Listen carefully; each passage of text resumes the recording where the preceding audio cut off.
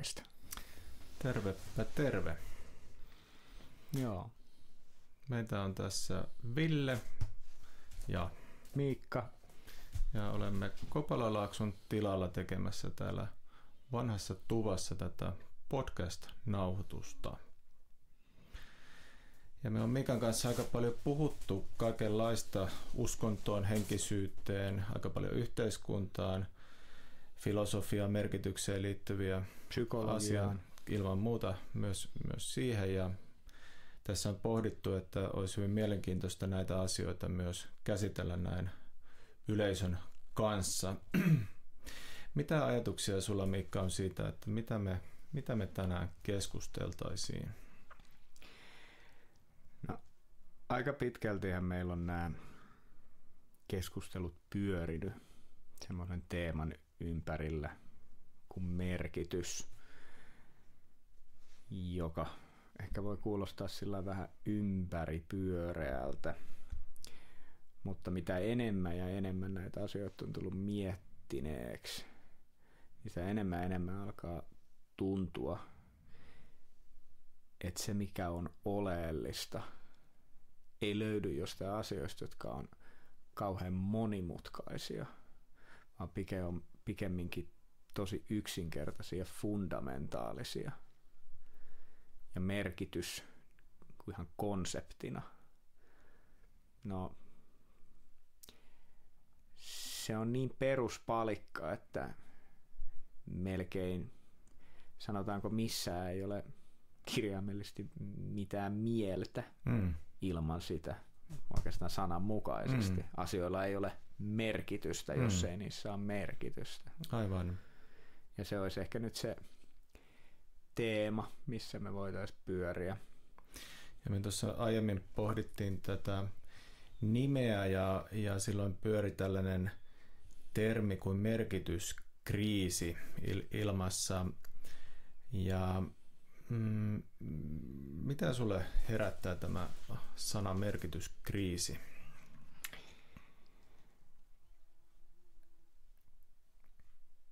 Jos yritetään mennä tätä kohti nyt jotain kautta, mikä olisi ehkä jokaiselle jotenkin relevanttia, niin muistatko sä milloin sä oot ensimmäisen kerran, tuskin muistat sitä just kertaa, mutta kun miettinyt kysymystä, että mikä on elämän tarkoitus? Mä oon miettinyt sitä kyllä tosi nuoren. Niin. Mulla oli ihan sama juttu, että joskus ala-asteikäisenä. Mulla aika nopeasti kävi selväksi, että se kysymys oli sellainen, jota ei kuulunut kysyä. Tai se oli ikään kuin retorinen kysymys. Että ikään kuin, että kukaan ei tiennyt vastausta siihen. Aivan. Se oli joku semmoinen niin kuin asia, että se oli niin kuin jotenkin, miksi sä nyt tommosia kyselet? Joo, sellaista korkeata abstraktia filosofiaa, joka on vähän niin kuin, että viime kädessä siihen ei oikein, että kukaan tiedä vastausta. Niin. Ja se on jotenkin aika erikoinen tilanne. Koska jos me ei tiedetä, mikä on elämän tarkoitus, niin miten me voidaan ylipäänsä orientoida, että mikä on hyvää tai mikä on huonoa? Koska siis, jos me mietitään vaikka juoksukisoja, jossa on tarkoitus päästä mahdollisimman nopeasti tuon maaliviivan yli, niin me sitä kautta mitataan, kuka sen kisan voittaa, kuka suorittaa sen tarkoituksen kaikkein parhaimmalla tavalla. Joten se, mikä on hyvää, tietenkin palvelee kyseisen asian tässä tilanteessa elämän tarkoitusta, ja se, mikä on huonoa, niin ei palvele sitä. Joten jos elämän tarkoitus on joku asia, kysymyksenä, johon ei ole vastausta, niin sehän johtaa luonnollisesti nihilismiin siinä mielessä, että pohjimmiltaan mikään ei ole hyvää tai huonoa, koska ei ole mihin verrata sitä, että mikä on hyvää tai huonoa. Ja joku tässä vaiheessa voisi tietenkin sanoa, että näinhän se on. Jotkut ovat sitä mieltä, jotkut ovat avoimesti nihilistisiä. Mutta mä en oikein usko tohon, että kovin moni oikeasti niin kuin vaan mitenkään ainakaan tiedostamattomalla tasolla ajattelee näin, vaan sen sijaan päätänä siitä, miten tuohtuneet ihmiset toistuvasti on kaikenlaista asioista, mistä ne kokee, että tässä tehdään väärin ja tässä tehdään väärin. Niin se kaikki syvästi niin kuin implikoi sitä, että siellä sisällä on jokin semmoinen miten asioiden kuuluu olla, mitä vastaan verrataan. Kyllä. Joo. Mulle tulee tästä mieleen, C.S. Lewisilla on tällainen argumentti, jossa niin kun, hän sanoi, että jos sä menet metsään ja näet siellä ruosteisen auton, niin sä jotenkin tiedät, että toi ei ole siinä tilassa, missä sen kuuluisi olla. Ja samalla tavalla, kun me maailmassa havaitaan epäkohtia, niin me siitä jo, että me todetaan, että nämä on epäkohtia, niin meillä on joku käsitys siitä, miten asioiden tulisi olla. Ja se oli hänen argumenttinsa siitä, että meillä on joku sisäsyntyinen käsitys siitä, että asioiden pitäisi olla jollakin tavalla, jotta ne olisi ikään kuin hyviä tai täydellisiä. Oikein. Oikein, joo, niin. Joo. Eikö juuri noin? Ja mun mielestä se on aivan selkeästi nähtävissä kaikessa ihmisen käytöksessä, että hänellä on käsitys, että miten asioiden kuuluisi olla oikein. Ne käsitykset on tietysti vääristyneitä, ja ne käsitykset saattaa olla ristiriidassa toisten käsitysten kanssa. Ja tästä tulee luonnollisesti kitkaa. Mä en nyt ehkä haluaisi vielä heti hyppää suoraan siihen päätyyn, mutta mä luulen, että iso syy tähän, mistä tämä sikiää, tämä ajatus siitä, että tähän kysymykseen ei ole vastausta, on nimenomaan se, että sen avulla yritetään paeta sitä tilannetta, että syntyy kitkaa siitä, että ihmisillä on eri näkemys siitä. Eli koska ihmisillä on eri näkemyksiä siitä ja ne saattaa olla todellakin tosi erilaisia, niin se ajaa ihmisiä semmoisen ajatuksen, että jos kerran asiasta voi olla näin monta näkemystä, niin yhtä oikeata ei voi olla olemassa. Se on mielipidekysymys. Ja siinä on ehkä toinen tulokulma tuohon asiaan on se, että kysymys on ehkä asioista, jotka on myös aika vaikeasti sanallistettavia. Että on joku sellainen tunne siitä, että tämä ei ole hyvä, mutta mä en välttämättä osaa perustella sitä. Joo. Ja mä ajattelen, että monet tällaiset elämän hienovaraisemmat asiat, niin ne ehkä vähän heikosti palautuu sellaiselle miksi kielelle, että löytyisi se joku tavallaan esimerkiksi tällainen materiaalinen perustelu sille, että niin kun, jos nyt ajatellaan vaikka ihmisoikeuksia, niin ne on jossain määrin mielivaltaisia. Että niin jos ajatellaan tällaisia ihmisoikeussopimustyyppistä, niin on vaan päätetty, että no tällä tavalla me ajatellaan, ja se ei välttämättä enää palaudu mihinkään sellaiseen niin kuin perusyksikköön, joka olisi siellä kaiken takana, vaan jossakin kohtaan päätetty, että no näin me nyt vaan uskotaan.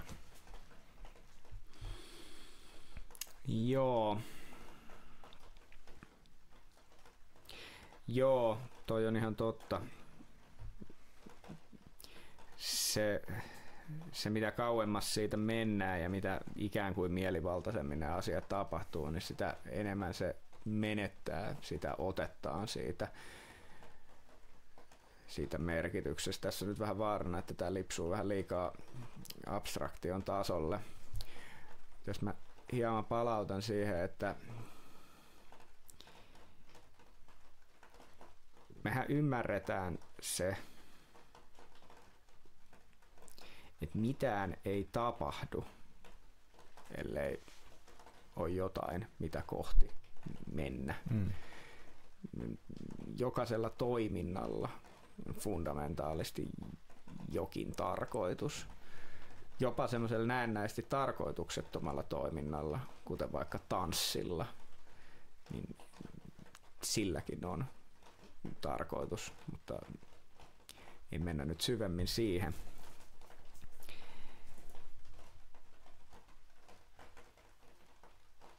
Se, miten me ollaan päädytty tähän tilanteeseen,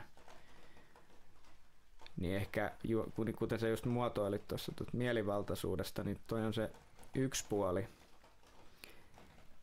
Toinen puoli, tai oikeastaan siihen samaan asiaan liittyvä puoli, on juuri se, että kun me ollaan menty kauemmas ja kauemmas siitä, että me ymmärretään, että miksi se on näin. Siihen tulee uusia abstraktion tasoja. näin on määritetty koska ja näin on määritetty koska ja näin on määritetty koska ja se alkuperäinen syy, mistä se ketju lähti liikkeelle, on unohtunut. Sen samasta syystä uskonto korruptoituu, koska kun uskonnossa se oivallus, mikä siellä on taustalla, unohtuu ja jäljelle alkaa jäämään rituaaleja ja dogmaa, niin ne rituaaleja ja dogmaa ylläpitävät ihmiset, jos ne ei enää ylläpidä sitä oivallusta, ne ei enää pysty perustelemaan sitä rituaalia ja dogmaa. Ja silloin ne rituaalit ja dogmat korruptoituu, koska ne ei enää pysty uusiuttamaan sitä, koska ne ei tiedä, mistä siinä on kysymys. Mä haluaisin pysähtyä ehkä tähän, koska mun mielestä tämä on tosi herkullinen kohta. Ja mä ajattelisin, että tämä on varmaan aika paljon niin kuin kytköksissä just siihen, mitä mä heitin tuossa aikaisemmin tämän merkityskriisin kanssa. Eli se, että meillä on jotenkin ollut tällainen uskonnollinen kulttuuri, mutta ihmiset ei koe sitä enää relevantiksi. Että jollakin tavalla siinä uskonnollisessa kulttuurissa on hukkunut se, että mistä tässä kaikessa oikeastaan onkaan sitten kysymys. Tai se ei tunnu enää uskottavalta ihmisistä. Ja sen takia jotenkin se sellainen peruskertomus, joka ehkä joskus on antanut sitä merkitystä, niin sitä ei enää ole tai se ei enää niin kuin puhuttele ihmisiä ja ollaan vähän niin kuin tyhjän päällä. Joo, kyllä. Se ei ole myöskään se, että se ei pelkästään puhuttele, vaan se ymmärrys. Se ymmärrys siitä on hukkunut. Yhdessä kirjassa, minkä mä luin, oli semmoinen herkullinen sitaatti, jossa kuvattiin, nyt menee mystiikan puolelle, mutta kuvattiin, että logos ilmentää itsensä uudestaan ja uudestaan maan päällä erilaisissa muodoissa. Ei sen takia, että logos muuttuisi, vaan sen takia, että kieli muuttuu. Eli se, että se asia, mitä yritetään välittää, niin ei enää välity sillä vanhalla selityksellä, koska ihmiset ymmärtää sen selityksen väärin. Ja se on se, mitä tässä merkitysasiassa tosi paljon tapahtuu. Haluaisitko pikkasen avata tätä logos-käsitettä tässä kohtaa? Mä en taida uskoa, että mulla ihan nyt natsat riittää ihan kunnolla avaamaan. On hirveän vaikea ylevä aihe sanallistaa, mutta miten mä olen logoksen käsitteen ymmärtänyt, niin puhutaan ikään kuin personifikaationa siitä, että mikä on totta ja oikein. Tämä niinku määritelmällisesti tietää jo, että ei pysty määrittelemään sitä. Niinku rahkeet, kyse jostain niin isosta asiasta. Kyse on niinku siitä, että miksi se on oikein, niin joku sanoo, että se ei ole sen takia, että miksi se on oikein, vaan se on se, mikä määrittää, mikä on oikein, se mikä on totta.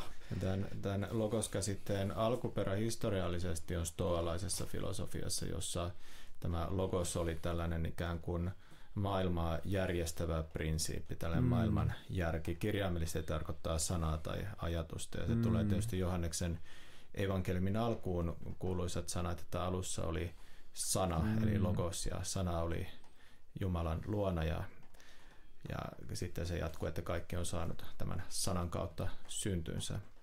Ja mä oon itse ajatellut, että tietyllä tavalla tätä logosta, tätä sanaa voisi ajatella tällaisena niin kuin entropian vastavoimana. Eli me tunnetaan fysiikasta se, että mitä entropia lisääntyy, mutta sitten me huomataan, että entropia ei ole ainoa voima, mikä täällä maailmassa toimii. Jokin vastustaa entropiaa. Tuo on tosi hyvin sanottu. Mulla ei mitään lisättävää sinänsä tuohon. Toi on juuri näin. Se on se, mitä mäkin logoksen käsitän. Vähän hiukan meni tuossa sanat kurkkuun, kun tultiin näin isoja aiheiden äärelle näin nopeasti. Mutta joo, eli se mikä on oikein, mikä määrittää järjestystä oikealla tavalla, oikeudenmukaisella järjestyksellä, niin jos me yritetään laittaa sitä sanoihin, niin sanat tulee aina ole vaillinnaisia, koska ne sanat on vaan välineitä, joilla sitä asiaa itseään välitetään. Ja sanathan välittää tietoa, joka ymmärretään kuulijan päässä, mutta se tieto itsessään voi välittyä niissä sanoissa tai olla välittymättä. Se voi myös välittyä väärin ja välittyä jotain ihan muuta. Ja tämä on se yksi syy, minkä takia semmoista asiat, mitkä oli joskus ihan itsestään selvää, niin on kadonneet tai korruptoituneet. Ja minkä takia me katsotaan menneisyyden ihmisiä sillä lailla, että ne on idiootteja. Tai siis ei me, mutta vähän yleistä. Mutta monet ihmiset, joilla on vaikka tosi semmoinen tieteellis-ateistinen maailmallinen käsitys, niin se ajatus on, että kun suuret tiedemiehet, filosofit vaikka oli uskovaisia, niin ajatus on se, että ihmiset vaan ennen oli tyhmiä ja niin kuin keksivät yliluonnollisia selityksiä sellaisille asioille, mitä he eivät osanneet selittää, koska nykyään me osataan selittää ne näennäisesti, vaikka oikeastaan me ollaan vaan ruvettu katsomaan asioita tietystä vinkkelistä ja todettu, että tämä on nyt se asia, mikä sen selittää. Ja me ollaan tultu aika hyviksi niin kun katsomaan siitä yhdestä vinkkelistä asioita.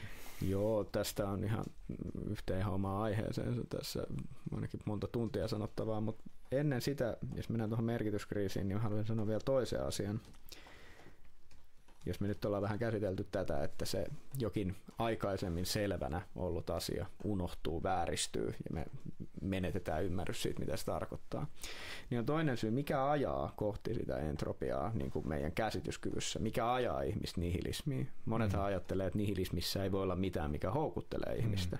Monilla on sellainen käsitys, että ei kukaan ryhdy koska siinä ei ole mitään, se ei anna sulle mitään palkkiota, niin miksi kukaan lähtisi nihilismiin.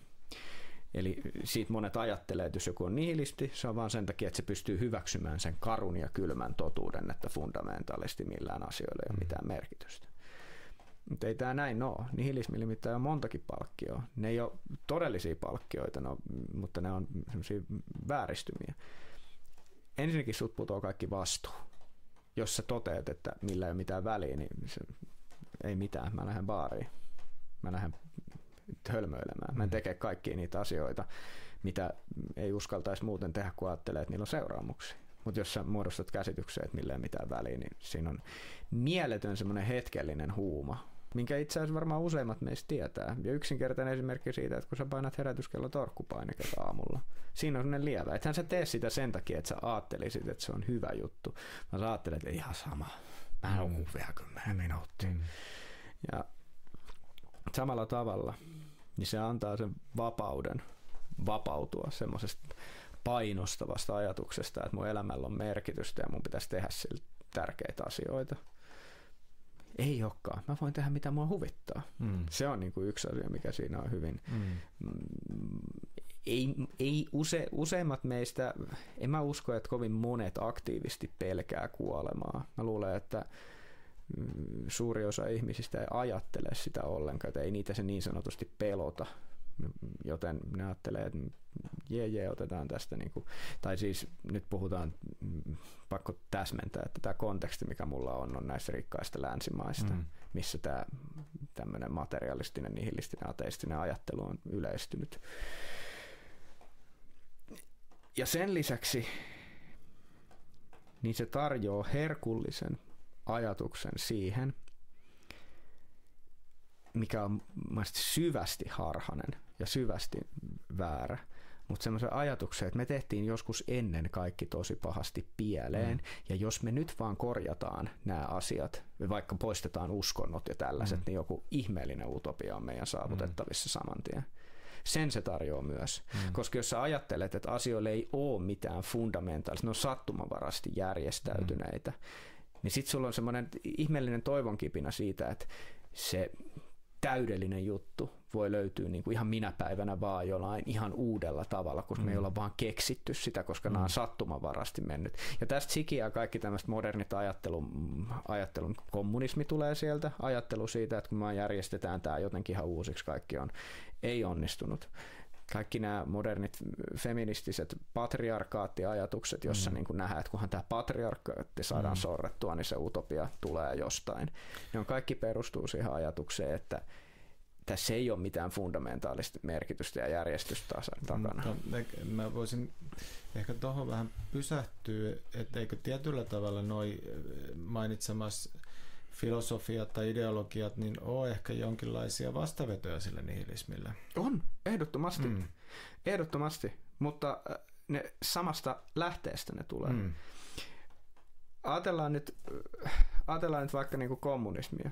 Kommunismihan on syvästi ateistinen ajattelu, ja se kaatui monarkiaan. Monarkiahan on uskonnollinen järjestelmä. Monarkiahan perustuu siihen ajatukseen, että niin kuin tässä todellisuudessa on järjestys. Sitä ei ehkä vuosisatoihin ja tuhansia osattu länsimaissa perustella, mutta käytännössä uskomus on se, että sä synnyt sinne, mihin niin kuin suuri määrittäjä on sinut määrännyt.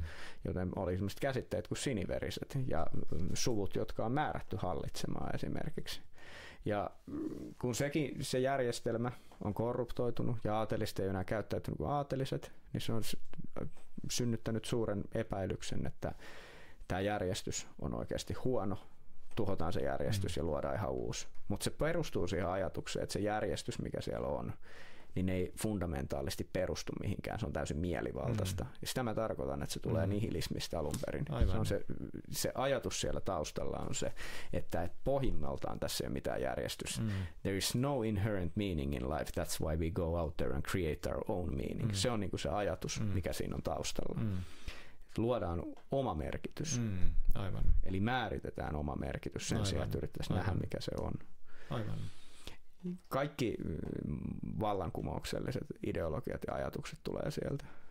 Että niin kuin, ne muut ei ole vaan tajunnut, että tämä voidaan järjestää ihan uudestaan. Joo. Ja tästä tulee tietynlainen assosiaatio tuohon, mistä lähdettiin liikkeelle, että kun alakouluikäisenä mietittiin, että mikä se elämän tarkoitus on, niin jollakin tavalla se vastaus oli, tai mä käsitin sen sillä tavalla, että no se on vähän niin kuin sillä tavalla, että sun pitää itse keksiä tai niin kuin ratkaista tai sun pitää itse päättää, että mikä se juttu on. Ja mä en nyt suoraan osaa sanoa, että onko se oikea tai väärä ajatus, me voidaan ehkä mennä siihen syvemmin, mutta mä ajattelin, että se on hirveän kyllä kova paikka ihmiselle, että jos sun pitää niin kuin tavallaan tyhjästä vähän niin kuin nyhjästä, ja siitä se johtopäätös voi olla, että en mä nyt vaan niin kuin keksi tähän mitään merkitystä, että mun johtopäätös on se, että tässä ei ole mitään pointtia eikä järkeä tässä touhussa. Ei, toi tosi hyvin sanottu. Ei, kun se on juuri näin. Se on järjetön taakka. Me yritetään katsoa sitä asiaa usein niin, että on nyt jotenkin tosi hyvä juttu, mitä on tapahtunut. Eli että ihmisillä on nyt hirveästi vapautta, että niillä on täys vapaus tehdä elämällään mitä ne haluaa, ja se on joku ihan mahtava juttu. Lisää vapautta on aina positiivinen asia. Mä oon hyvin vahvasti eri mieltä. Se on aivan sietämätön taakka, mitä ani harva ihminen on kykenevä kantamaan. Käytännössä se taakka, mitä siinä, jos ajatellaan sitä niin kuin kaikkein isoimmalla tasolla, niin se, että sä saat ihan täysin itse päättää, mikä sen merkitys on, niin sitä tarkoittaisi olla Jumala. Sitä se tarkoittaa. Sinä olet se, mikä päättää, mitä todellisuus on. Se tietenkään ei ole totta, koska meillä on tosiasiassa aika rajalliset, niin tosi paljon rajoitteita, että miten me voidaan sitä määrittää, että mikä se merkitys on. Mutta vähintäänkin se asettaa meidät niin sanotusti kuninkaan asemaan, koska kuningas on se henkilö, jonka tavallaan, että hänen sanansa on laki. Ja ei meillä ole lähes kellään niin kuin kompetenssia ja kapasiteettia siihen vastuuseen päättää, että mikä se todella se merkitys on. Ja se on ihan todistettavissa siitä, että eihän me oikeasti tehdä niin. Kuulijoista, niistä, jotka kuuntelevat, niin aika moni voi nyt kysyä itseltä, että kuin usein on tapana, kun te haluaa katsoa vaikka videon, niin mennä katsoa eka kommentit, että mitä muut ihmiset on siitä mieltä. Mä voin myöntää, että mä teen sitä. Mä oon yrittänyt päästä siitä eroon, mutta koska mä en tajunnut, että minkä takia mä annan joidenkin muiden, mutta niin me toimitaan. Ei me haluta kantaa sitä vastuuta, että minä määritän, että onko tämä hyvä vai huono. Ei niinku ihan käsittämätön taakka. Me luullaan haluamme tehdä sitä, koska me ollaan lapsena jo totuttu siihen, että me ei tykätä siitä, kun rajoittaa meitä. Mutta ihan samalla tavalla kuin ne lapset, jos se äiti sanoisi sille lapselle, että nyt sä saat mennä ja tehdä ihan mitä sua huvittaa, niin saattaisi pitää sitä hauskan hetken, mutta aika nopeasti tulisi itku, kun sä huomaisi yhtäkkiä, että sä oot yksin ison pahan maailman kanssa. Ja ihan sama asia meillä on ihmisille käynyt. Suuri osa ihmisistä, ei me pystytä diilaa älypuhelimien kanssa, päihteiden kanssa, viihteen kanssa, ei me pystytä annostelemaan niitä sopivasti, me addiktoidut, meillä on tosi paljon ongelmia tässä. Ihmiset hankkii personal trainerin salillekin sen takia, että ne haluaa jonkun, joka päättää niiden puolesta, että miten ne treenaa. Ne maksaa siitä. Ei se ole mikään suuri, ihana asema päästä määrittämään, mikä on merkitys. On järkyttävä vastuu. Kyllä. No, mikä on merkityksellistä? No,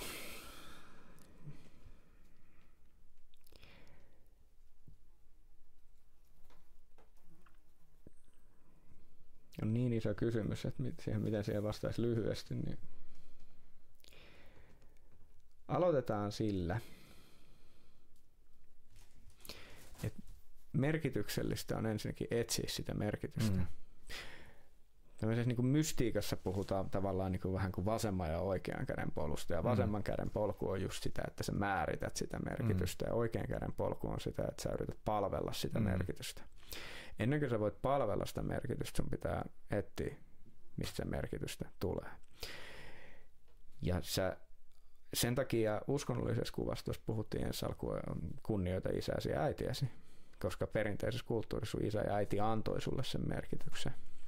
Meillä on nykyään niin kapinallinen maailmankuva, että meillä on sellainen ajatus, että kaikkiin pitää saada just määrittää se itse, vaikka tässä just kuvattiin, minkälaisen kaaokseen se johtaa yksilön sisäisessä ja ulkoisessa maailmassa. Niin se alkaa siitä, että sä ymmärrät sen, että on merkitys, ja sä lähdet etsimään sitä. Mä voisin tässä antaa sellaisia suoria vastauksia, mutta jos ihminen on sillä tasolla, että hän ei ole vielä edes hyväksynyt sitä, että asioilla on merkitys, elämällä on tarkoitus, niin se on aika vaikea tiputtaa semmoista jotain pommia, että teen näin. Sen takia me tunnetaan että usein tosi suurta luotaan työntävyyttä vaikka uskovaisista, koska tosi usein ne yrittää tarjoa sulle, että mä annan sulle nyt tässä syötettynä se, että mitä sun pitää tehdä. Ja se on ihan päinvastaista, mihin me ollaan totuttu. Joten se alkaa siitä, että yrittää välttää suhtautumasta niin, että asioilla ei ole merkitystä.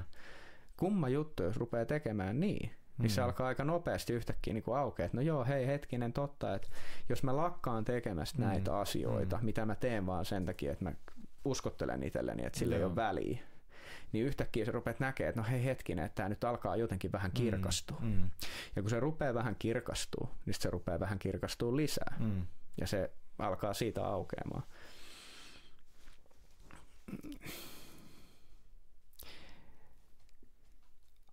Meillä on kaikilla tietty määrä resursseja.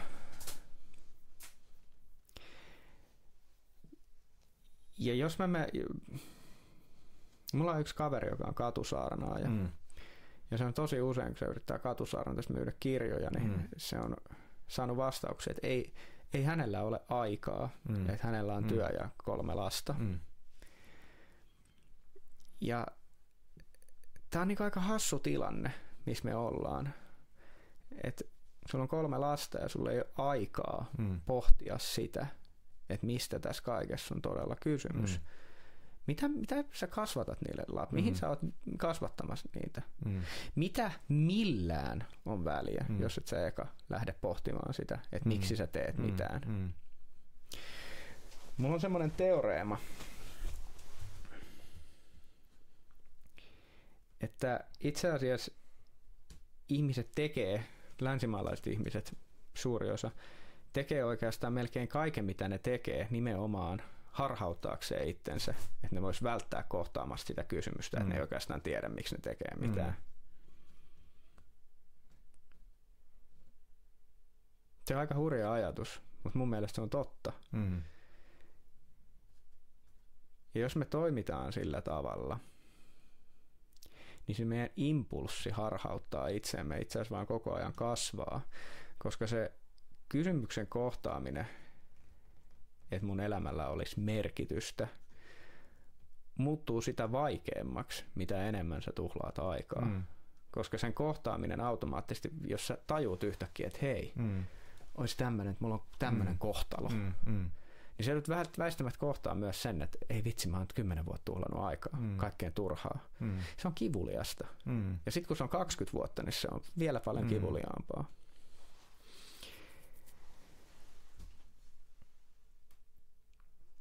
Haluatko sä yrittää muotoilla, mitä sä voisit sanoa lyhyesti siitä, mikä on merkityksellistä? Mä tiedän, että tää on vähän tämmöistä tanssimista tämän asian ympärillä. No mä ajattelin, että toi on aika niin kuin hyvä lähestymistapa toi, että se on se mystinen polku, että on kiinnostunut siitä, että mikä voisi olla merkityksellistä. Että sulla on joku ajatus siitä, että ehkä mä haluaisin mennä sitä merkityksellistä kohti ja mä haluaisin ymmärtää sitä. Mä ajattelin, että se on ainakin sellainen, niin kuin, sellainen asenne, jolla on mahdollista päästä yhteyteen jonkun kanssa. Ja mä ajattelin, että jos puhutaan näistä niin kuin uskonnoista, ja vähän ehkä viitaten tuohon myös, mitä tuossa edellä puhuttiin, että tällainen yhtenäinen uskonnollinen kertomus on meidän yhteiskunnassa, länsimaisessa yhteiskunnassa laajemminkin vähän niin kuin kokenut sellaisen merkityksen romahduksen, niin siinä on varmaan aika paljon kysymys osittain ainakin siitä, että sen pitää jollakin tavalla, niin kuin mitä sä puhuit tuossa aiemmin siitä, että se logos ilmaisee itsensä uusin sanankäänteen, toisin sanoen eri aikoina, että sen pitää jollakin tavalla niin kuin tulla osaksi meitä ja sen pitää sen merkityksen olla jollakin tavalla subjektiivisesti relevantti.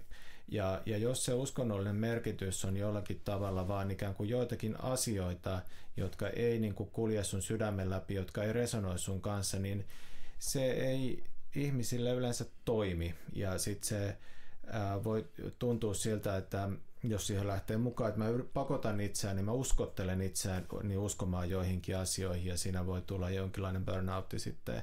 Tai sitten hylkää sen suoralta kädeltä ja toteaa, että ei tää niin kuin ole mun juttu. Mutta mä ajattelisin, että näillä uskonnoilla on kuitenkin edelleen sellaisia vastauksia, jotka voi olla ihmisille hyvinkin tavoitettavia ja käsitettäviä. Mä ajattelin, että yksi esimerkiksi sellainen aika iso teema, mikä monissa uskonnoissa on tämä palvelemisen teema, että sulla on joku rooli tässä kokonaisuudessa, joku osallisuus. Osallisuus on ehkä sellainen muotitermikin, mitä nykyään niin kuin käytetään enemmän, että on se ajatus, että ihmiset voi huonosti, kun ne on niin yksinäisiä, ne ei kuulu mihinkään.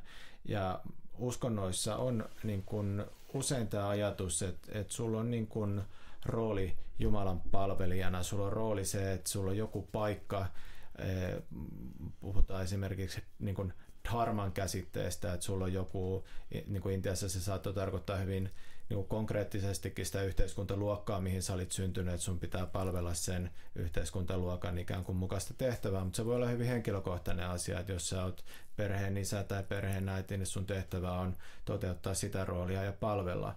Ja mä ajattelin, että se on yksi sellainen aika niin kuin konkreettinen tapa lähestyä tätä merkitystä, että sulla on joku osa tässä kokonaisuudessa. Ehkä sitä voisi lähestyä myös tämän logosajatuksen kautta, että se jollakin tavalla tulet osalliseksi siitä järjestyksestä niin kuin toteuttamalla omaa roolias, omaa paikkaasi. Joo, siis toi on just noin. Siis se on ihan just noin. Kiitos, tuosta oli hyvin kauniisti ja tiiviisti laitettu. Se on juuri noin. Siis tosiasiassa, jos me mietitään ihan mitä tahansa peliä, vaikka jalkapalloa tai jotain joukkuepeliä, niin se nimenomaan hän, joka siellä pelissä on kaikista paras, niin hänhän on suurin palvelija. Hänhän palvelee sitä joukkuetta parhaimmalla tavalla. Sen takia hän saa parhaan pelaajan palkinnon ja niin edespäin.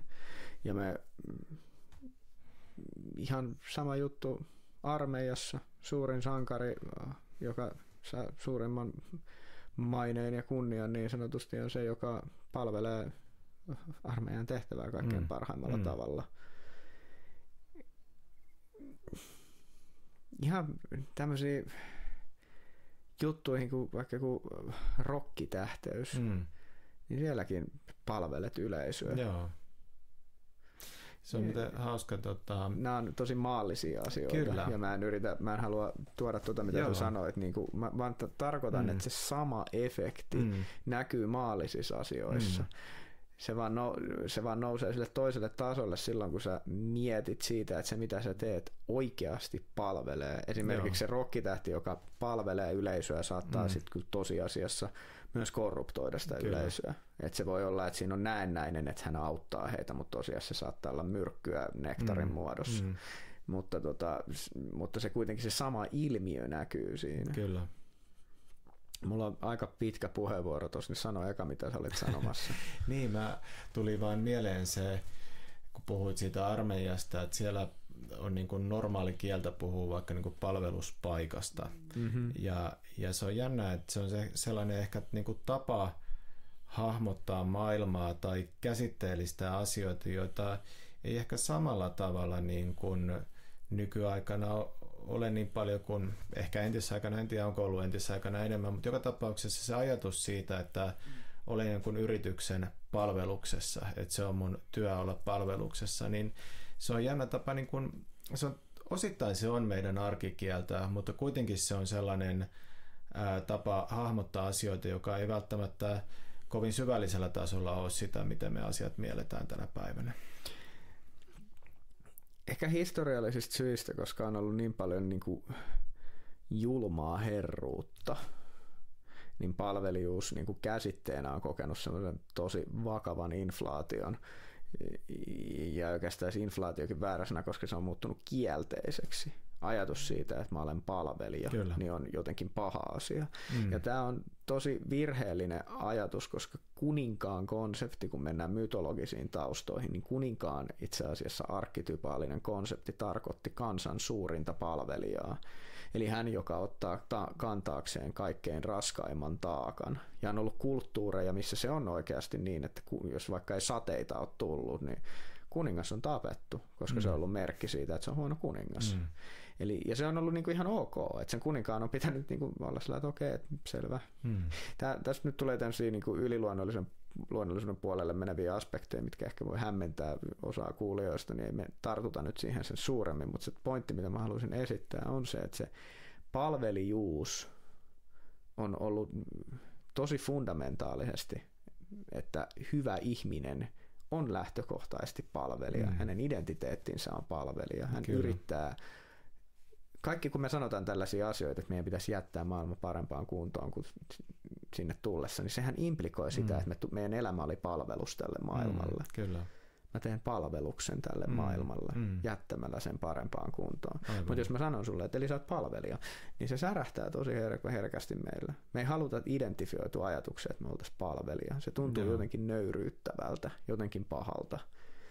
Ja se on jotain, mihin meidän kaikkien kannattaisi aika paljon kiinnittää huomiota, koska vastustus tätä asiaa kohtaan on tosi iso syy, minkä takia, tosi iso syy moniin meidän vaikeuksiin. Me koetaan järjettömän paljon henkistä kärsimystä periaatteessa asioista, jotka on ihan turhia. Yksinkertaisiin töihin, tiskauksiin, pyykkäyksiin ja kaikkiin tällaisiin asioihin.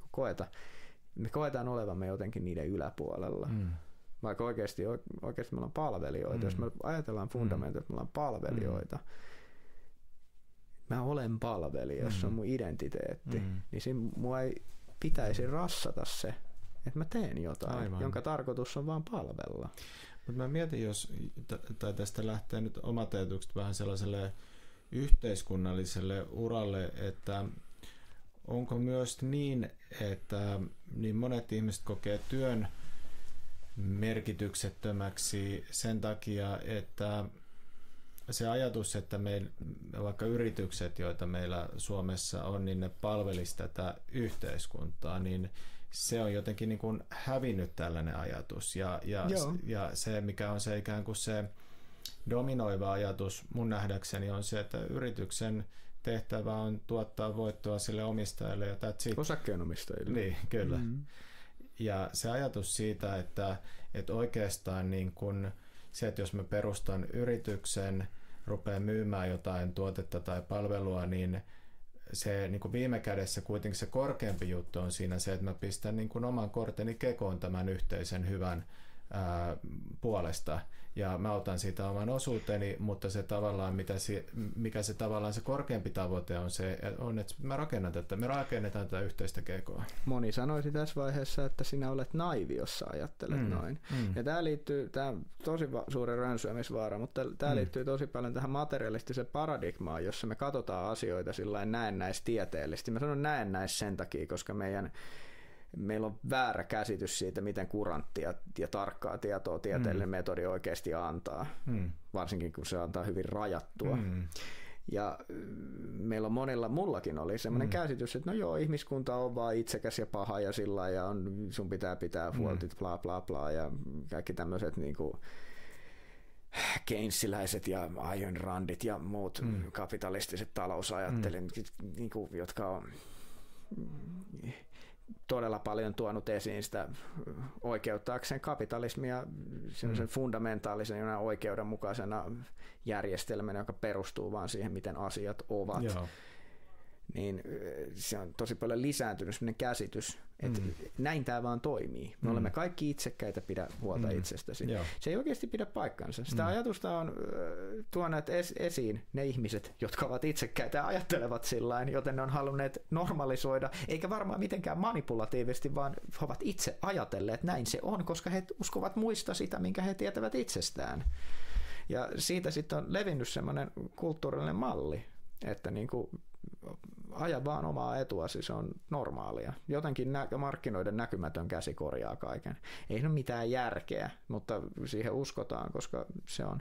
Ja se aiheuttaa just niin kuin sä sanoit sitä, että me ei haluta palvella, koska ne asiat, mitä sä palvelet, niin sä tiedät, että se ei itse asiassa palvele. Eli tosiasiassa, kun sä palvelet semmoista kohdetta, mikä tekee sitä vaan omista itsekkäistä, joka ei sitten palvele eteenpäin, niin sittenhän sä et oikeastaan enää palvele. Sit sä oot töissä. Aivan. Koska jos se mitä sä teet on vaan se, että sä saat palkkaa, eikä siitä ole oikeasti yhteistä oikeat hyvää, niin ei se sitten ole palvelua. Aivan. Oikea palvelu on sellaista, mikä objektiivisesti auttaa maailmaa. Ja on hyvin vähän työpaikkoja, missä sitä pystyy välttämättä niin tekemään puhtaalla omalla tunnolla. Mietin tuossa, puhuttiin siitä nihilismistä, niin onko niin, että tämä meidän talousajattelu tänä päivänä on oikeastaan hyvin nihilististä? On, ehdottomasti. Ehdottomasti. Joo. Siinä on jonkinlaista semmoista niin kuin maagista ajattelua, jolla yritetään perustella, miksi se ei ole nihilististä. Jotain semmoista, että tämä rajaton kilpailu johtaa lopulta hyviin asioihin. Jät ja ajat näitä kapitalismia. Mä sanon tosi monesti nyt kapitalismia, mä haluan nyt korostaa tässä, että mä en ole myöskään kommunisti. On myöskin maagisen ajattelun perustuva järjestelmä. Joskus syömin mennä siihen yhteiskunnalliseen malliin, mutta siinä on tosi paljon selitetty näitä trickle-down economics ja kaikkia muita hölynpölyjä, joilla sitä on perusteltu, että joo, tämä on lopulta oikeasti hyväksi kaikille. Mikä on mielenkiintoista muuten ottaen tämän teeman, mistä puhutaan, että he ovat kokeneet, tai monet ihmiset ovat kokeneet tarpeelliseksi selitellä, miksi kapitalismi olisi objektiivisesti hyvä, joka taas osoittaa sitä, että meillä on ihmiskuntana tommonen impulssi, että meidän pitää jotenkin perustella, miksi se, mitä me tehdään, on objektiivisesti hyvä. Joka taas koko ajan osoittaa siihen, että on se objektiivinen hyvä, koska yritetään koko ajan vakuuttaa, että tämä on se. Kyllä. Ihan sama tässä tasa-arvoajattelussa, mikä nykyään. Kaikilla on koko ajan se perustelu, että tämä on se, mikä on oikein. Joo, se on totta. Tuo oli ihan mielenkiintoinen näkökulma, että kun mä heitin, että onko tämä meidän talousajattelu aika niin kuin nihilististä, niin siinä kuitenkin silloin, jos mennään niin kuin talousetiikkaan ja näitä ihmisiä, jotka voimakkaasti puolustaa tällaista vapaata tai täysin vapaata markkinataloutta, niin heillä on niin kuin ainakin julkilausuttuna jonkinlainen korkeampi arvo, että tämä johtaa yhteiseen hyvään. Ja siinä tulee esiin se jonkinlainen ikään kuin ehkä intuitio sisäsyntyinen ajatus, mikä meillä ihmisellä on, että pitäisi olla joku korkeampi hyvä, mitä edistää. Se vie aina sinne, uudestaan ja uudestaan. Että se kuitenkin on se uskomus siinä, että on se korkeampi hyvä, mitä meidän pitää palvella. että aina välillä vaan tapahtuu sillä, että kun me eletään niin vilpillistä aikakautta, että ihmiset niinku kokee tärkeämmäksi näyttää, että he palvelevat sitä, kuin että oikeasti palvella sitä. Joo. Tästäkin on puhuttu uskonnollisissa teksteissä eri kulttuureissa, niin kuin iät ja ajat. Jeesuskin puhui siitä, että te haluatte te ulkokultaiset, te haluatte näyttää, että te teette oikein, mutta ei teitä kiinnosta se, että teettekö te oikein. Ja se on tosi yleistä nykyaikana, niin kuin tosi monessa eri muodossa. Ja se aiheuttaa tietenkin monille semmoisen uskomuksen, että on kaikki teatteria. Ja siitä tulee semmoisia ketjureaktioita, että vedetään tämä kaikki teatteri pois, kun ei kukaan usko tähän kuitenkaan. Ja siksi se koko ajan rapistuu ja rapistuu. Mitä enemmän me uskotaan siihen, että kaikella on merkitys, ja mä tarkoitan, että me ihan oikeasti uskotaan, eikä vaan näytellä uskovamme. Vaikka sekin, että me näytellään uskovamme, kuitenkin kertoo siitä, että me uskotaan, että on tärkeää näyttää siltä. Sekin on jo parempi kuin ei mitään. Mutta mitä enemmän me uskotaan siihen, sitä enemmän maailma näyttäytyy myös sellaisena, että siinä on se merkitys, koska me tavallaan tuodaan se merkityksellinen todellisuus meidän omalla toiminnalla todelliseksi. Ja mitä vähemmän me uskotaan siihen, sitä enemmän se degradoituu. Koska me voidaan asetella lakeja ja sääntöjä ja järjestöjä niin yrittääkö se estää niin kuin tuhoisaa ja antisosiaalista toimintaa niin paljon kuin me vaan halutaan. Mutta joku kiertää ne aina niin kauan kuin jos se ajatus on siitä vaan, että ne on vaan esteitä. Jos kuitenkin se uskomusmalli siellä sisällä on sit se, että no joo, mun pitää vaan niinku saada itselleni, niin ei ne lait ja ne estää niin paljon kuin ne estää. Joo. Mutta ne on kuin jotain semmoisia tikkupatoja niin kuin massiivisen virran sulkemiseksi. Joo, että jos me tai jos ihmisellä on sellainen ajatus, tai myös meillä yhteiskuntana on sellainen ajatus, että kaikki mikä ei ole erikseen kielletty ja on sallittua, niin ei se käytännössä toimi. Ei missään nimessä. Ei, ja siitä tulee myöskin se ongelma se, että mitä me teemme siinä vaiheessa, kun kuka vahtii lainvartijoita? Kuka vahtii niitä, jotka määrittää niitä lakeja? Ja nyt joku tarkoittaa poliitikkoja. No, esimerkiksi joo, mutta ei se ole pelkästään poliitikot, vaan ylipäänsä sekin olla eniten voimaa. Ja nykymaailmassahan kapitaali on voimaa. Eli jos sulla on tosi paljon valuuttaa, niin sähän olet semmoisessa asemassa, että sä pystyt määrittämään tässä nihilistisessä yhteiskunnassa, että mikä on oikein ja mikä on väärin. Kyllä. Ei nyt, mutta se ei vaan niin kuin toimi. Me ei päästä pakoon tätä uskonnollista merkityskysymystä millään tavalla. Se ei vaan mahdollista. Se tulee aina ja aina uudestaan. Meillä on aina jonkinlainen uskonto. On aina jonkinlainen, joko ihmisillä on individuaalinen, jolloin se kantaa just sitä taakkaa, mistä puhuttiin, ja tämä on se, mistä Nietzsche puhui, kun puhui siitä, että ihmisestä pitää tulla supermies, Übermensch, eli hänen pitää pystyä olla sellainen, joka itse määrittää, ja kanssa sitten pitää kiinni niistä. Mutta sehän taas on mahdoton tehtävä, koska kenellä on kapasiteettia siihen, että hän todella pitää kiinni asioista, jotka puhtaasti vain hän itse määrittää todeksi. Sen takia Nietzsche puhukin siitä yli-ihmisenä, koska mutta joo, oli miten oli. Me tarvitaan jonkinlainen viitekehys. Ja se näkyy myös esimerkiksi tutkimuksessa siitä, että ollaan jo tutkittu, että kommunien kestävyyttä.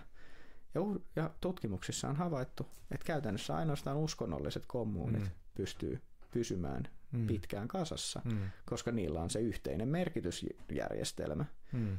Kaikki muut hajoavat siihen, koska kaikki haluavat itse määrittää, että mikä on oikein ja väärin. Niin ei mene kovin kauaa, kun tulee kitkaa, koska niin. No. Ei ole sitä yhteistä narratiivia, yhteistä kertomusta. Niin, toi on yksi tapa muotoilla se, mikä ei ole väärin, mutta se ehkä kuulostaa ihmisille, jotka ei ole perehtynyt tällaisiin aiheisiin, niin vähän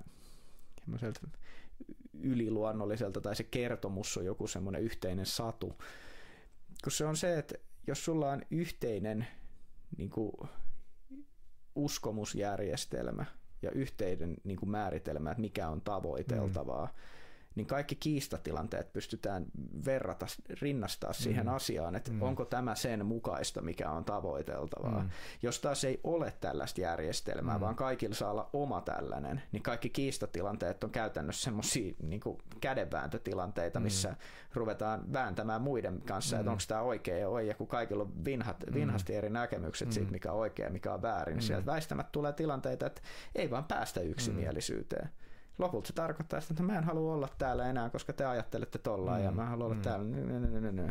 Mutta silloin kun on selvä juttu, että mikä se ajattelumalli on, että miten täällä ajatellaan, että mikä on hyvä ja huono, kaikki on hakeutunut siihen samaan ajattelumalliin, niin sitten on aina se ajattelumalli on se tuomari. Se uskomusjärjestelmä on se, mihin verrataan. Sitten se on, niinku, se on puolueeton tilanne. On tavallaan se laki, mikä sanoo, että mikä on oikein ja mikä on väärin. Käytännössä, jos sitä ei ole, niin silloin jokainen tilanne on semmoinen uusi neuvottelutilanne, missä määritellään, mikä on oikein. Ei meillä vaan ole resursseja siihen. Se on ihan hullunkurista. Se on niinku... Ajattele, jos jokainen oikeustilanne olisi aina uusi tilanne, jos mitään ennakkotapauksia, jos mitään määritellä, miten yleensä tehdään tai mitään. Se olisi niin kuin sitä koko ajan. Ja semmoiseksi tämä vähän niin kuin pikkuhiljaa koko ajan muuttuu. Kaikki alkaa hajoamaan semmoisen, alkaa niin kuin disintegroitumaan semmoiseksi kaaokseksi, koska ei ole enää sitä yhteistä narratiivillista järjestelmää. Ja siitä alkaa tapahtua yhä merkillisempiä reaktioita. Mutta se on mun mielestä ihan toisen kerran aihe. Tässä alkaa olla aika paljon. Mulla oli yksi asia, minkä mä haluaisin sanoa tähän loppuun, jos palautettaisiin tätä tähän henkilökohtaiseen. On yksi sellainen loistava TED-talkki, missä Martin Seligman, kuuluisa onnellisuuspsykologi, eli tutkinut nimenomaan onnellisuutta, mitä se on ja miten sitä saavutetaan, missä se tiivistää hyvin niin kuin osuvasti 3 eri tapaa tulla onnelliseksi. Tai 3 eri tapaa oikeastaan jahdata tai tavoitella onnellisuutta. Ja ensimmäinen ja alin niistä on hedonismi, joka on se, että sä yrität vaan maksimoida sun niinku saavutetun niinku hyödyn, oman saavutetun hyötysi. Ja tämä hedonistinen tapa ei tarkoittanut sitä, että mä lähden vaan baariin ja vedän heroiiniin, vaan se itse asiassa tarkoitti just sitä, että henkilö niinku että tässäkin tulee tosi tärkeä maine, että tässäkin tulee merkitys. Eli henkilö asettaa merkitykseksi, että miten mä voin tämän elämäni aikana saada mahdollisimman paljon hyötyä. Joten se todennäköisesti yrittää opiskella hyvän ammatin mahdollisimman nuorena, vaikka että saa mahdollisimman paljon rahaa ja niin kuin laskeskelee kaiken. Tekee tosi semmoisia laskennallisia fiksuja valintoja, jotta hänen elämänsä aikana saavutettu kokonaishyöty olisi mahdollisimman iso ja se pitäisi nähdä mahdollisimman paljon vähän vaivaa sen saavuttaakseen. Ja sanoi, että joo, tällä tavalla voi tulla jossain määrin onnelliseksi. Ja se sanoi, että ja niin kuin lukuiset ihmiset itse asiassa tekee tätä. Että on niitä, jotka jo lukiossa päättää, että minusta tulee pankkiiri, että mä on paljon rahaa, että mä ostaa kivoja asioita. Toinen tapa, joka oli jota harjoittavat ihmiset oli huomattavasti onnellisempi kuin ensimmäiset, oli ne, jotka pääsi tosi usein flow-tilaan. Flow-tilasta löytää kyllä Googlella tosi paljon matskua, etten rupea sitä sen enempää syventää, mutta siis käytännössä tilaan, missä he tekivät jotain, mitä he kokevat merkitykselliseksi ja tavoiteltavan arvoiseksi. Oli se sitten puutarhanhoitoa, kitaransoittoa, lääkärin duunia, ihan mitä tahansa, mutta missä he pääsivät tosi usein siihen tilaan, missä he kokivat se haastetason olevan juuri sopiva. Eli he upposivat palvelukseen niin sanotusti. Eli he unohtivat sen, enää ei ollut väliä sillä, että saako siitä mitään palkintoa, vaan se toiminta itsessään oli niin palkitsevaa, koska he unohtivat itsensä ja upposivat siihen toimintaan. Ja tämä on niin kuin jo huomattavasti, että tämä mahdollisuudet päästä tähän tilaan niin on huomattavasti tekee onnellisemmaksi kuin se oman hyödyn maksimointi, mikä on tosi mielenkiintoista, koska se, miten me ollaan totuttu ajattelemaan asioita, niin se tuntuu olevan tosi päinvastaista. Eli että ihminen tehdessään töitä tulee itse asiassa onnellisemmaksi, kunhan se työ koetaan merkitykselliseksi. Eli tässä ollaan taas tässä merkityksen äärellä. Mikä oli sitten kolmas ryhmä? Ne oli ihmiset, jotka kokivat palvelevansa jotain suurempaa kokonaisuutta. Ne oli ylivoimaisesti kaikkein onnellisimpia. Eli sieltä löytyi ihmisiä, jotka oli uskonnollisia, tekivät esimerkiksi kirkoissa töitä, vapaaehtoistöitä, ihmisiä, jotka oli vapaaehtoistyöntekijät, aktivisteja. Ihan sama, mutta sillä lailla, että ne oli omistanut elämänsä jollekin, millä ne koki olevan objektiivisesti hyötyä, että se palveli jotain suurempaa tarkoitusta. Kyllä. Ja tämä on tiedettä. Tämä ei ole mitään tämmöistä jotain ideologista tai tämmöistä niinku hassuttelua, haihattelua tai jotain, vaan se oli ihan tieteellisesti tutkittu, että no itse asiassa kaikkein onnellisimpia oli ne ihmiset, jotka eivät tavoitelleet henkilökohtaista hyötyä, vaan tavoittelivat, että ne pystyivät hyödyttämään ja kokivat olevansa osa jotain suurempaa kokonaisuutta. Siihen liittyy tietysti monia syitä, miksi näin on, eli siinä tulee se osallisuus, yhteisöllisyys, siinä on kaikki monia tekijöitä, mitä siihen tulee sen kaupan päälle siinä paketissa. Paljon rakkautta, paljon vilpitöntä, hyvää tahtoa, paljon vuorovaikutusta muiden ihmisten kanssa, jotka ajattelee tällä tavalla. Mieti, jos aina sun seuraa on semmoisia ihmisiä, jotka kaikki haluavat palvella kokonaisuutta. Kyllä. Niin sä oot aika paljon paremmassa seurassa kuin jos sä oot semmoisessa seurassa, jos kaikki vaan haluavat maksimoida oman hyötynsä. Ja seura tekee kaltaisekseen. Ja vielä bonuksena, niin oli vielä yksi ryhmä, joka itse asiassa oli vielä vähän onnellisempia. Ne oli ne, jotka palveli suurempaa kokonaisuutta ja pääsi sitä tehdessään flow-tilaan. Eli pääsivät vielä palvelemaan sitä sellaisella tavalla, että ne pääsi niinku käyttää kykyjään parhaalla mahdollisella tavalla. Ja kaikki heittää uudestaan ja uudestaan siihen, että se onnellisuus on syvästi riippuvainen merkityksestä. Että se kaikki, jopa se hedonisti, jopa senkin piti niin kuin määritellä, että okei, että mun pitää tavoitella jotain. Ja se tavoittelu itse asiassa siinä tekee se onnellisuuden. Vaikka se tavoittelu olikin ehkä vähän tyhmä tavoite, mutta kuitenkin. Ja se tavoittelu on mahdollista ilman merkitystä. Mutta mitä sanoisit, onko tästä vedettävissä jonkinlaista johtopäätöstä, että jos mietitään tällaista modernia ihmistä, joka etsii sitä merkitystä, niin aika usein ainakin mun mielikuva on se, että ihminen niin kuin miettii sitä, että no mitä mä voisin tehdä sellaista, mikä olisi niin kuin mulle merkityksellistä, lähteä jonnekin matkalle tai mennä johonkin konserttiin tai lukea joku kirja, joka jollakin tavalla niin kuin osuisi mulle, ja nämä nyt ei ole millään tavalla niin kuin negatiivisia tai tuomittavia asioita missään tapauksessa, mutta voisiko sanoa, että kuitenkin jos sitä merkitystä niin kuin syvemmällä tasolla haluaisi kokea ja tavoitella, niin kysymys ei ehkä, tai se vastaus ei välttämättä löydy niinkään siitä, että mitä mulle tapahtuu, vaan enemmän siitä, että millä tavalla mä annan itseni ja mitä niin kuin tavallaan, että se suunta on pikemminkin itsestä poispäin kuin, niin kuin jostakin tuolta minua kohti. Se on just noin. Se on just noin.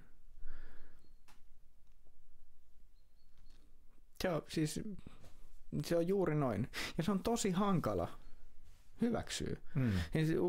Lukemattomat eri uskonnolliset kirjoitukset on yrittänyt sanoa tätä samaa asiaa eri tavoilla. Jeesus sanoi, että ketkä antavat elävänsä saavat sen ja ketkä yrittävät pitää sen menettävät sen vapaasti siteeraten. Ja Buddha kuvailee, miten halu on kaiken niin kuin kärsimyksen alkulähde. Ja halu on just sitä negatiivista jotain minulle, se mitä kuvaillaan tässä muodossa. Se on tosi usein eri tavoilla kuvattu. Mä oon itse asiassa tehnyt siitä 6 videon YouTube-sarjan, kun pyyteettömyyden ymmärtäminen löytyy Selkeyttäjä nimellä YouTubesta, joka niin, ja tämä varmaan on sillä samalla kanavalla ainakin aluksi, mutta oli miten oli, niin, niin siinä mä kuvaan sitä, miten itse asiassa kaikki hyöty, sait sinä sen tai sai joku muu sen, niin on ulospäin suuntautuvalla toiminnalla tehtävää. Koska kun sä menet opiskelemaan, niin sähän menet 6 vuodeksi, vaikka niin kun, jos sun tavoite on se, että sä saat sen tutkinnon, niin sähän vaat 6 vuodeksi niin kuin uhraudut tulevaisuuden minäs puolesta. Siinähän on pyyteettömyyttä niin kuin tavallaan aikaulottuvuudessa itseä kohtaan. Aivan. Ja aina kun sä haluat mitään hyötyä rakentaa, niin sä joudut panna sun väliaikaisen, sun tämänhetkisen minän niin kuin halun niin kuin sivuun ja niin kuin miettiä jonkun muun edestä. Aivan. Oli se sitten itsestä tulevaisuudessa. Aivan. Joten se kaikki lähtee siitä, että se menee ulospäin itsestä. Ja sen takia se on taas sitten toisinpäin, että himo on tuhoava, koska se on se, mikä vetää asioita sisään. Se tuhoaa menneisyyden hedelmiä tai sitten se tuhoaa tulevaisuuden mahdollisuuksia. Et se ei ole oikeastaan mitään rakettitiedettä, mutta se on niin yksinkertainen ja itsestäänselvä asia, että me ei nähdä sitä, koska se on liian lähellä. Se niin kuin jää huomaamatta, vaikka se on jotenkin niin selkeää. Että se kaikki alkaa pyyteettömyydestä. Ja näyttäisi siltä, että jotenkin paradoksaalisesti se sellainen jonkinasteinen kieltäymys, vaikka se olisi sitä, että mä nyt niin kuin tänään teen jotain vastenmielistä, siivoon kämppäni, jotta mulla olisi huomenna siisti kämppä, niin se on merkityksellisempää kuin tai siinä jotenkin siinä uhrautumisessa, siinä palvelemisessa, siinä, että mä teen jotakin, josta tulee hedelmää mulle tai jollekin muulle niin kuin myöhemmin, niin siinä on sitä merkitystä ja siinä on ehkä enemmän sitä merkitystä kuin siinä, että mulla on ne kaikki hedelmät tässä ja nyt. Joo, siinä sitä on. Siinä sitä alkaa olemaan. Tiedätkö, mikä siinä on mielenkiintoista myös? Kun sä teet jotain tulevaisuuden vuoksi, sä asetat sun uskos tulevaisuuteen. Kyllä. Sun on pakko uskoa silloin. Kyllä. Sen takia ihmiset, joilla ei ole uskoa, niin ei pysty. Raamatussa puhutaan tosi paljon siitä, miten uskottomuus johtaa helvettiin. Ja me voidaan niin kuin nähdä käytännön tasolla se, että jos ihmiselle ei ole uskoa, niin se ei pysty tekemään mitään pitkäjänteistä. Koska jotta sä voit, ja se itse asiassa näkyy yksilöllisen tason lisäksi niin kuin tämmöisellä yhteiskunnallisella tasolla, koska tämmöisissä tosi epävakaissa valtioissa, vaikka Afrikassa, niin siellä on tosi vaikea mennä niin kuin infran ja maan kehitykseen eteenpäin, koska se tilanne on niin epävakaa, niin ei kukaan halua sitoutua siihen, että perustaa vaikka jonkun firman, jonka alkaa kantaa hedelmää 5 vuoden päästä, koska sä et voi luottaa siihen, että se ei ole vaihtunut valta 3 kertaa siinä aikana ja kaikki on tuhottu. Joten se niin kuin sen takia siinä on jo itsestään merkitys sidottuna siinä, jos sä teet jotain itsestäsi. Sä ajattelet, että okei, että jos mä teen tämän toista ihmistä varten, niin siinä on jo itsessään se usko mukana, koska se ei ole sillä eläimellisellä tasolla loogista. Miksi mä teen sen ton toisen ihmisen vuoksi? Joko sä joudut laittaa uskos, niin kuin alkeellinen taso merkityksellistä on se, että sä laitat uskoa, että okei, tämä on mulle hyväksi se, että mä pidän tosta huolta, niin se pitää mustakin huolta. Siinä jo tulee sitä merkityksen ja uskon kokemusta, koska sä otat sen uskon loikan. Mä uskon, että kun mä oon hyvä tolle, niin siitä on hyötyä mulle. Ja tämä on vasta se alintaso. Se korkeampi taso on vielä lopulta se, että sä haluat tehdä sen jollekin toiselle. Ja siinä se merkitys ja usko alkaa tulla semmoisella, se alkaa mennä ehkä vähän liian korkealle tasolle tähän ekaan pätkään, mutta siinä se alkaa tulla se jo semmoinen niin sanottu yliluonnollinen elementti, koska jos sä pystyt olemaan aidon pyyteetön. Se on semmoista pyyteettömyyden alkuvaihetta, että sä tavallaan niin kuin investoit toisiin ja sä toivot, että sä hyödyt siitä itse. Ja se on tosi paljon parempi kuin se, että sä et tekisi sitä. Se on tosi paljon parempi jo se. Mutta se, että jos sä pääset semmoiselle tasolle, että sä investoit toisiin vaan sen takia, että sä luotat, että se on hyväksi, niin kuin sä, että sun ei tarvitse saada siitä mitään, sä teet sen vaan sen itsensä vuoksi, niin se on semmoinen niin kuin kapina sitä eläimellistä, pelkäävää, alempaa luontoa vastaan, joka on vaan huolissaan omasta selviytymisestä, koska se ei tee mitään järkeä sille. Se ei pysty käsittämään sitä, että miten sä annat omastasi jollekin toiselle. Silloin sä tavallaan teet niin sanotusti Jumalan työtä. Joo, ja mä ajattelin, että tuosta tulee vahva assosiaatio siihen, kun viittasit aiemmin tähän buddhalaiseen ajatukseen tästä haluamisesta kärsimyksen lähteenä, mikä mä näen, että se on hyvin lähellä myös niin kuin kristillistä käsitystä tästä niin kuin perisynnistä siinä, että ihminen haluaa lisää ja ei, niin kuin, ei tyydy siihen, mitä hänellä on.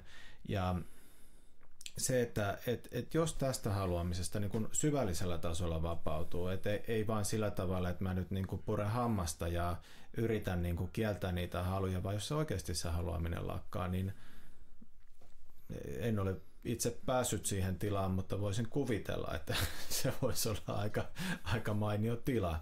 Että mulla on se tunne, että mä teen jotain tarkoituksenmukaista ja mä en mieti sitä, että mitä mä tästä itse hyödyn, vaan mä ajattelen, että tämä on niin kuin hyvä juttu, mitä mä teen.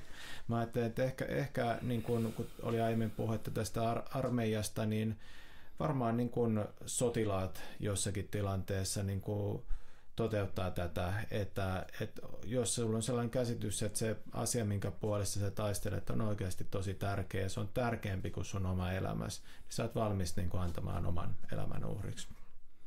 Joo, se on itämaisissa uskonnoissa puhutaan moksha, vapautuminen, joka tarkoittaa monia asioita eri konteksteissa, mutta yksi konteksti on just se, että kun sä vapaudut siitä kokemuksesta, että sun täytyy saada jotain, se on ihan käsittämätön vapautuminen.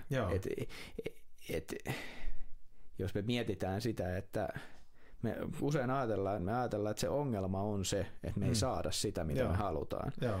Mitä jos poistuisi se halu, että sä et halua sitä asiaa? Niinpä. Mitä sitten? Aivan. Ja se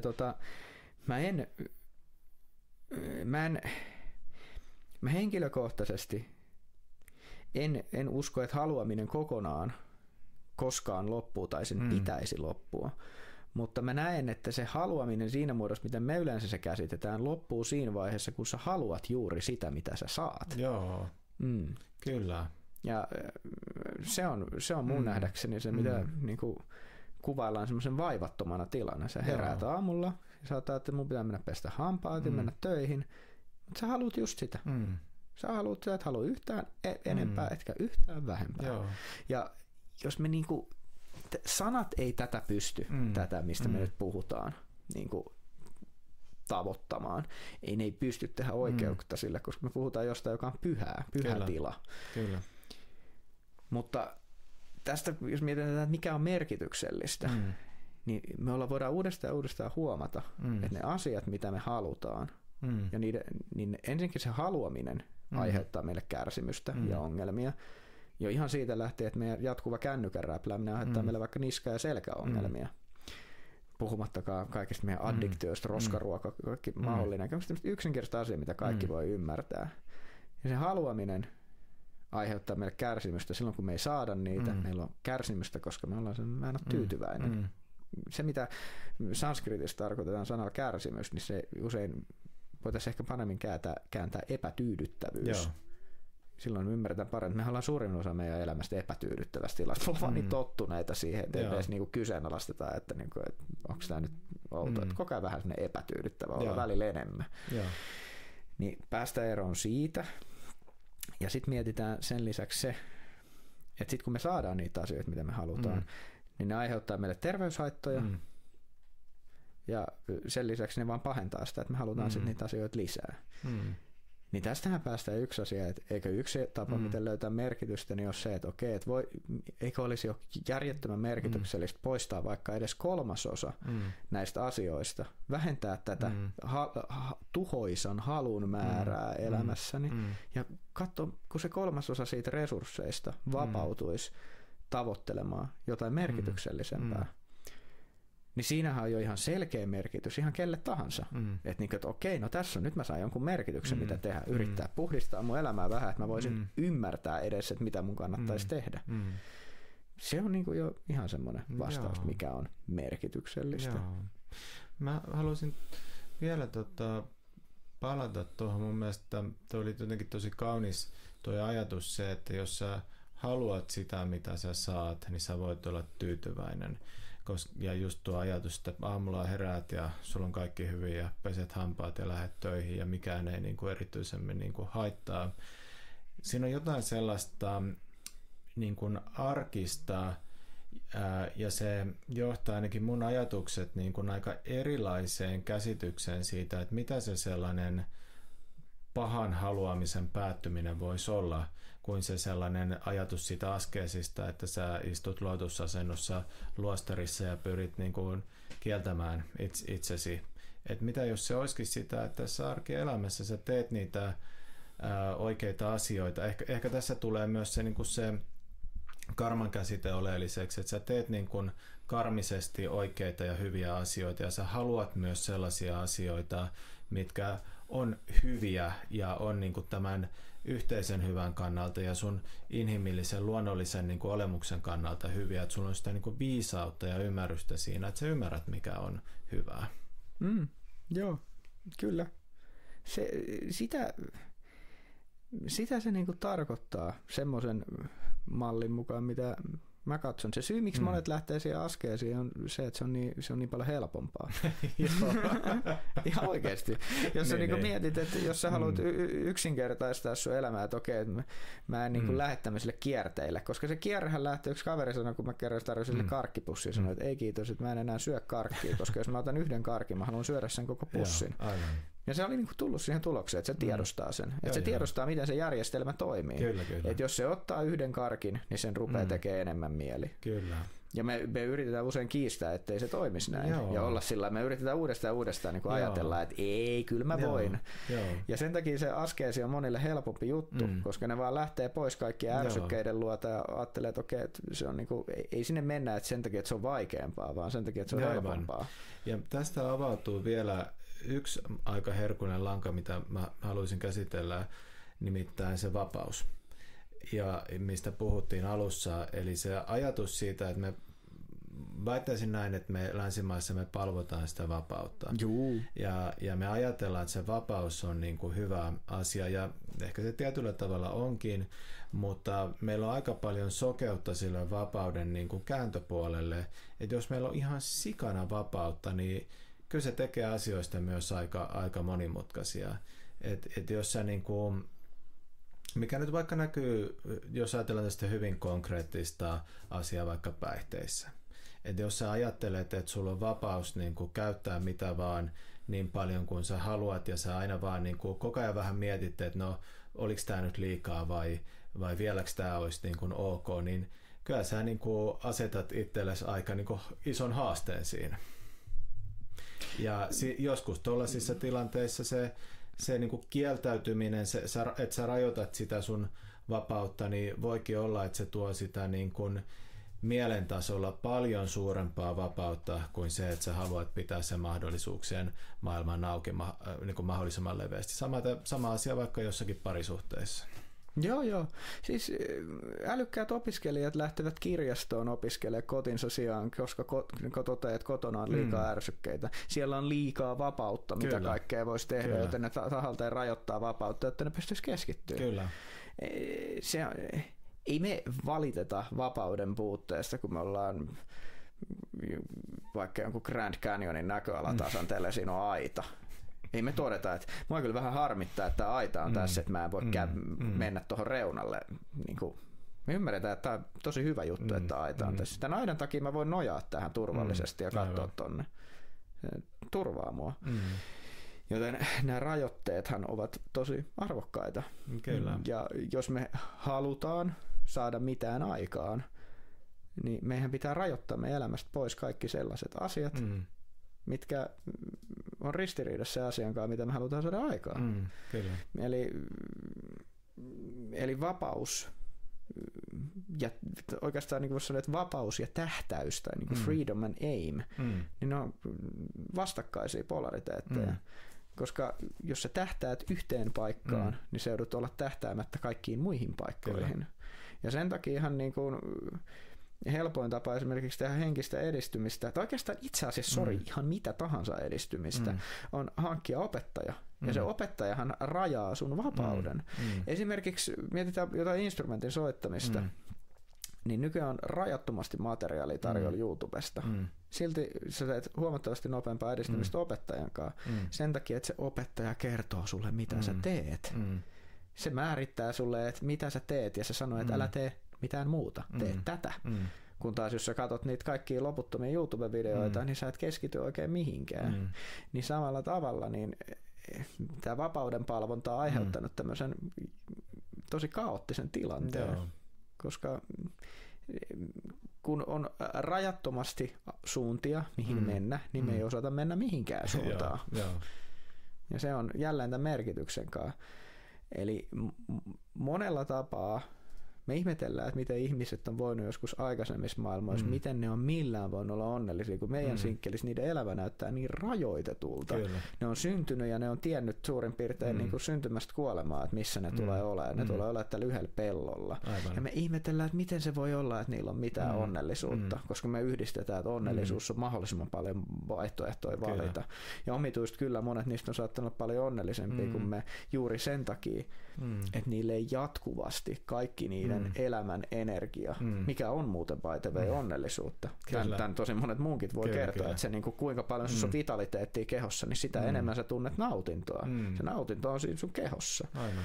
Ja sitä kuluu koko ajan, kun sä koko ajan mietit, päätät. Sun tahdon voima kuluu, kun pitää päättää. Niin se peltotyöläinen, joka tietää joka päivä, mitä se tekee, niin kauan kun se ei haihattele jotain muuta ja tule se, että haluaisin, että asiat olisi jollain toisella tavalla. Eli niin kauan kun se haluaa just sitä, mitä se saa, kyllä. Niin se on onnellinen. Ja silloin selvä juttu, että mikä sen merkitys on ja mitä sen pitää toteuttaa.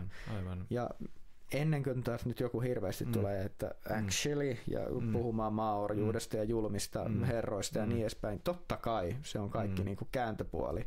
Ei nämä tilanteet ole syntynyt tyhjiössä, että jostain syystä näinkin on tapahtunut, mutta mehän yritetään nyt tuoda ehkä tässä esiin sitä vähän sitä toista puolta, mikä on unohtunut. Niin, ja ehkä sillä tavalla voisi sanoa, että se kärsimys myös muuttaa muotoonsa aikansa mukaan, että nyt me kärsitään tällaisista asioista, kun me ei enää niin paljon kärsiä siitä materiaalisesta vajeesta. Me kärsitään hienovaraisista asioista ikään kuin karkeiden sijaan. Ja päätellen itsemurha- ja masennuslääketilastoista, niin voi kyllä kärsitäänkin. Kyllä. Että ei se näytä olevan ihan pieni kärsimys. Aivan. Tuleeko sulle muuta tärkeät vielä mieleen? Tässä on mielestäni ollut aika tiivis paketti. Joo. Kyllä musta tuntuu, että me tässä aika hyvin niin kuin käytiin läpi sitä, että mitä se merkityksellisyys voisi olla, mistä sitä voisi tulla ja myös sitä, että miksi se on ehkä vähän hukassa. Joo.